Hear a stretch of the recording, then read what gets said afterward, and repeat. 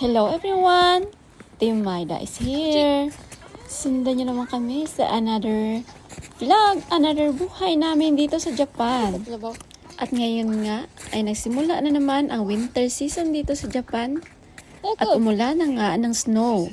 Pahirapan na namang kumilos, pahirapan na namang maligo, at pahirapan na namang lumabas ng bahay.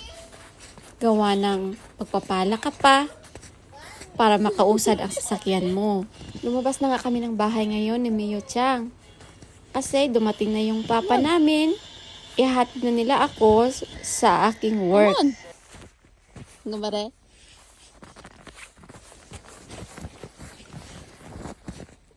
Oh! Saan ba? Oh! Ay! Saan ba?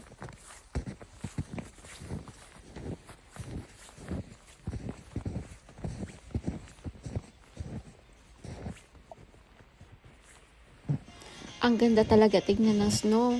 Ang puti. Pero sa una lang pala to. Dati nung nasa Pilipinas ako, gusto ko ng snow. Pero sa una lang pala.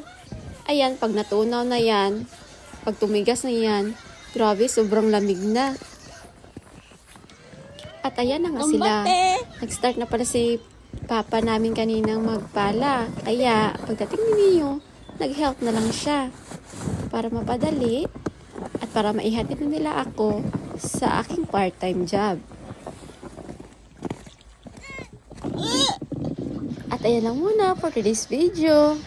Ihatid na nila ako. Thank you for watching. Bye-bye!